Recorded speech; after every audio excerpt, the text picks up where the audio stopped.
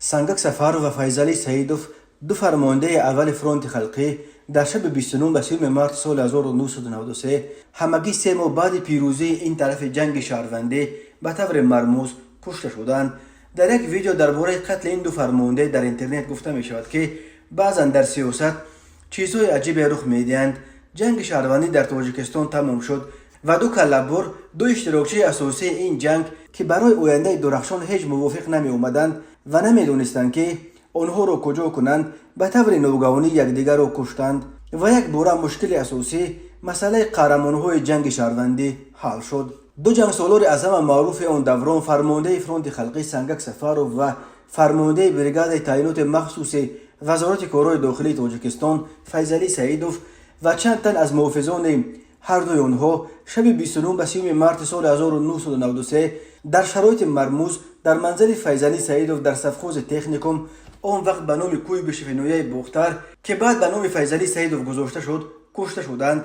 بنا به این گزارش روز 29 مارس سنگک سفارov در مرز تاجیکستان با افغانستان با نمایندگان تاجیک‌هایی که به آن سوی آمو گریزه شده بودند ملاقات داشت. حکومت تاجیکستان می‌خواست با وعده تامین امنیت گریزه ها را به وادی وحش برگرداند، ولی برخی فرماندهان صحرایی از جمله فیضلی سعیدوف به این مخالف بودند. حکومت به این دلیل از سنگک سفارov خواسته بود تا با استفاده از نفوذش این فرماندهان را به ضرورت برگرداندن گریزه ها متقاعد سازد. سنگک سفارov در مرز به گریزه ها وعده داد که خودش امنیت آنها را کفالت میدهد و با فرماندهانی که آنها را تعقیب میکنند گپ خواهد زد.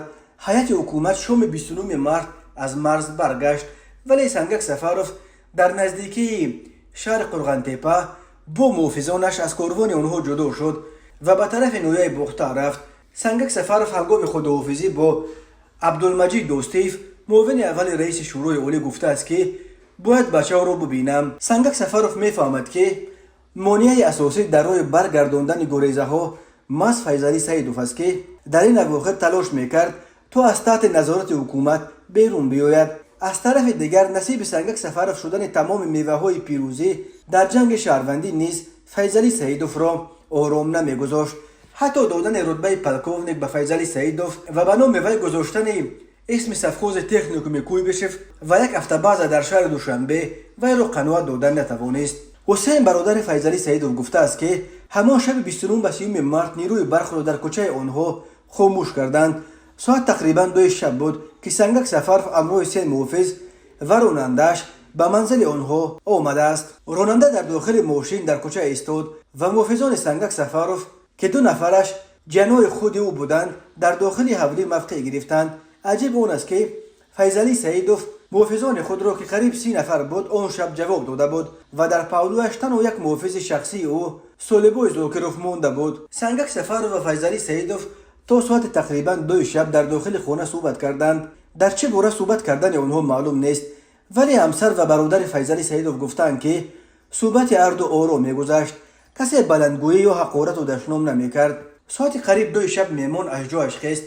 صاحب خانه نیز خیست تا که سنگک سفارov را تا دم دروازه گسیل کند. حسین سعیدوف میگوید برادرش با خود سلاح نداشت. در مجموع 6 نفر در نزد دروازه بودند. فیضلی سعیدوف با محافظش سولیبوی زوکرو و سنگک سفارov با 3 محافظش. دقیقه بعد صدای تیر بلند شد. اول یک تیر، بعد 2 تیر دیگر. بعد این آرامی شب را صدای تیرپرانی پر کرد.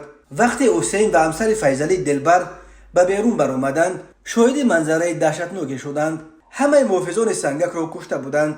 سولیبوی محافظ فیضلی از دست و شوشش تیر خورده بود. راننده سنگک گریخته بود. فیضلی در راهچه‌ای که به سوی دروازه خانه میبرد به پشت خوابیده بود. 3 قدم از او دورتر سنگک کمرش را داشته نالش میکرد. در آن لحظه هر دو هنوز زنده بودند. به گفته حسین سنگک با یک دست زخمش را میداشت و با دست دیگرش کوشش داشت تا خود را از تیربارانی که الکی قطع شده بود دفاع کند. ایستید میگفت زیر لب سنگک. دقیقه بعد او جان داد. آخرین سخنان فیضلی لبریز نفرت و عداوت بودند. نامرد نامردیت را کرده. حسین جسد برادرش را برداشته داخل اولی برد و روی کت گذاشت، اما جسد سنگک تا سحر در نزد دروازه در روی زمین ماند. صبح روز 3 آگوست وقتی مقامات تفتیشاتی آمدند از محل تیرپرانی شبانه جسدهای باز 3 محافظ فیضلی را پیدا کردند. کسی نمیدونست که آنها چگونه در آنجا پیدا شدند و کی آنها را کشت. مقامات بعدا به خانواده فیضعلی سیدوف گفتند که بر اساس خلاصه تفتیشات تیرپرانی را سنگک آغاز کرده، تیر اول را به سر فیضعلی زده او را کشت و با 2 تیر دیگر محافظ فیضعلی را مجروح کرد. خود سنگک و محافظان فیضعلی که صدای تیر را شنیدند حاضر شدند کشتند. دلبر همسر فیضعلی سیدوف گفته است که او را هر کسی کشته باشد در نزدیکیش قرار داشت، زیرا در اطراف زخمای فیضعلی آثار سوختگی دیده میشد. از تیری که از دور زده می شود چنین پای نمیماند، گفته است دلبر. ولی چند سال بعد این حادثه در برنامه چورنای ماسک در تلویزیون روسیه یک مرد خود را افسر سابق امنیتی معرفی کرد.